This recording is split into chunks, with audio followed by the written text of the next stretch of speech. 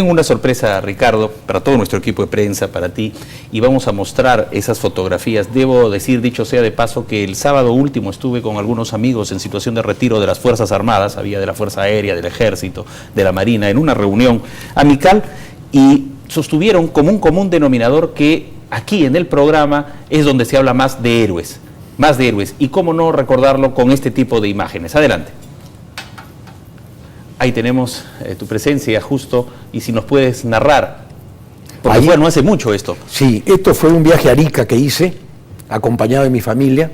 Quería llevar a mis hijos pequeños y a mi señora para que estuvieran en la Casa de la Respuesta, en Arica, donde Bolognesi, ahí está él, ahí está el morro, en otra de las fotografías.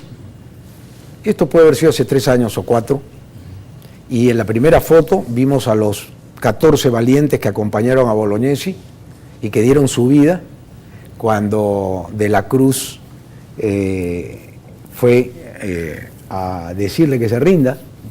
Salvo, ¿te acuerdas? Sí, De la Cruz Salvo. Sí, el parlamentario chileno. Fue a conversar con él precisamente en la casa donde yo estoy ahí, que fue para mí emocionante.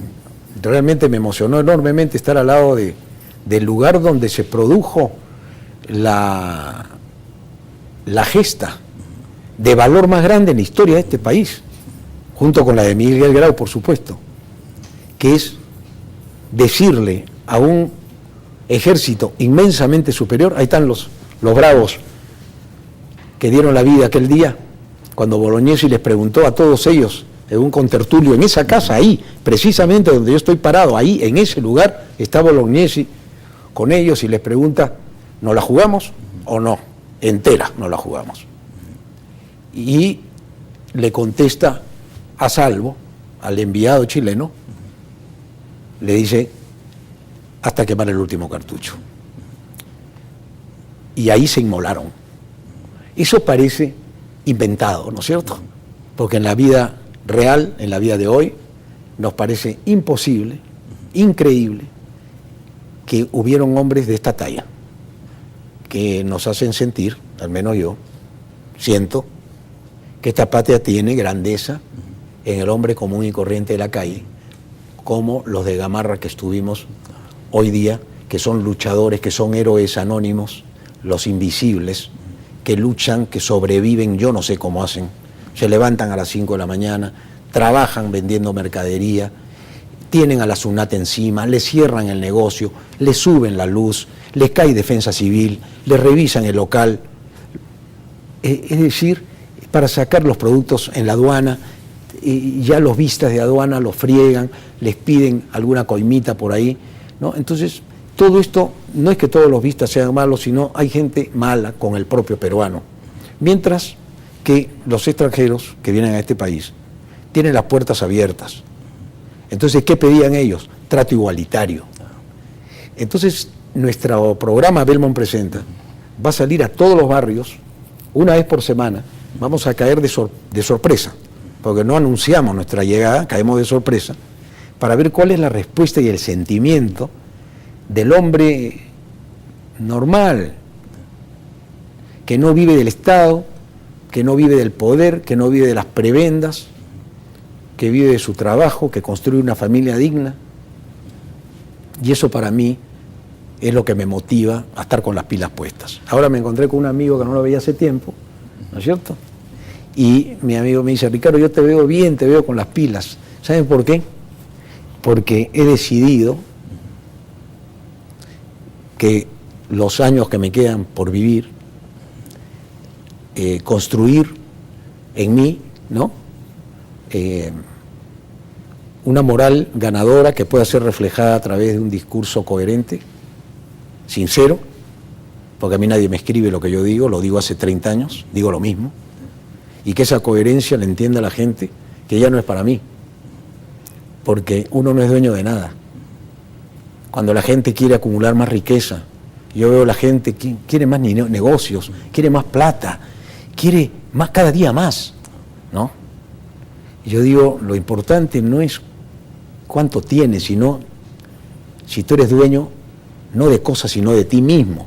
Ser dueños de nosotros mismos. Si no podemos ser dueños de nuestro país, no podemos ser dueños de nuestra autoestima, no podemos ser dueños de nada, no sirve para nada las cosas.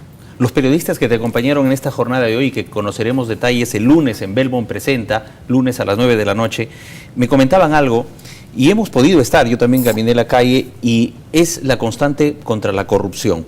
Gente, ambulantes, comerciantes, personas que vendían distintas cosas en Gamarra, que es el pueblo mismo, pero también hay una constante con los intelectuales. En la correspondencia que nos llega, tengo este libro que te voy a hacer entrega, va dirigido a ti, justo en la correspondencia que recibimos, y de manera especial, y habla de la historia de la corrupción. No era solo el pueblo de Gamarra, que hoy te ha saludado con cariño, sino también intelectuales, incluso un profesor como Alfonso Quirós, que dicta clases en los Estados Unidos, en grandes centros de estudio y universidades.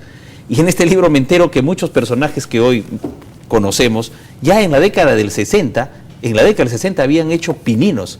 Y en este libro, por ejemplo, hay capítulos como, vamos a mostrar el capítulo 6, Asaltos a la Democracia, 1963-1989, en los 60 se tejieron muchas fortunas, que hoy algunos se presentan en la revista Forbes, por ejemplo, con muchas fortunas que se hicieron sobre la base del favor o de determinadas argollas en la década del 60, estamos hablando 45 años atrás.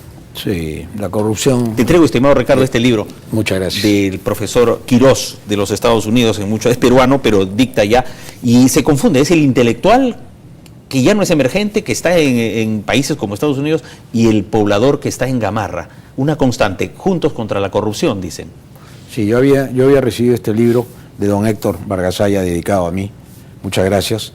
Aquí hay más de 100 páginas dedicadas al trabajo de don Héctor Vargasaya, a quien hay que rendirle de aquí un brevísimo homenaje en esta fecha, porque es un patriota, un hombre que vive en casa alquilada, fue presidente del Congreso y salió presidente de la Cámara de Diputados, y salió como entró, y más lesionado incluso, pero con la moral en alto. Y don Héctor aquí, en este libro que él lo está hojeando, yo te agradezco, es reconocido como uno de los adalides de la limpieza de la patria, o sea, de la lucha anticorrupción, que ya la ejercía desde la comisión investigadora que practicó él siendo diputado. Tuve la oportunidad de conversar con don Héctor Vargasaya y estaba muy agradecido con este autor porque incluso lo ha citado de manera textual en muchas páginas y ha puesto en la bibliografía como libros de consulta. Qué importante reivindicar una trayectoria como el doctor Héctor Vargasaya. Y tenerlo acá, el incorruptible, un hombre que Ollanta creo que en algún momento le ofreció que colaborara con él. Y, por ejemplo, este cargo en la Defensoría del Pueblo, no habría otro mejor que don Héctor Vargasaya, ¿no? Eso reconstituiría mucho la moral del país. Yo creo que tenemos que pensar en que el presidente ha dado un gran paso que no le ha gustado a mucha gente. Cuando el presidente quiere defender a la niñez, saltan hasta el techo. ¿Quiénes son los que saltan hasta el techo? Primero salta la prensa, de manera organizada y orquestada. Yo soy periodista, mi padre me enseñó el periodismo a mí desde muy niño. Fui federado en la Federación de Periodistas, por supuesto, y también asociado en la asociación, que era la otra. Sí. No estudié periodismo, pero lo practico de toda mi vida. El verdadero periodista no tiene que estudiar. Te enseñan a redactar seguramente, pero el periodista es quien trata de reflejar un hecho, una historia, una realidad, interpretarla y establecer un relato de lo que ha visto. Y cuando nosotros hemos relatado a través de 40 años en Hable el Pueblo lo que hemos visto en nuestro país, vemos que la mayoría de las fortunas que se han hecho en el país se hicieron con gente que pasó cerca del poder y que se enriquecieron más en las democracias que en las dictaduras. Y esos que se enriquecieron en las dictaduras combaten la democracia, no les gusta.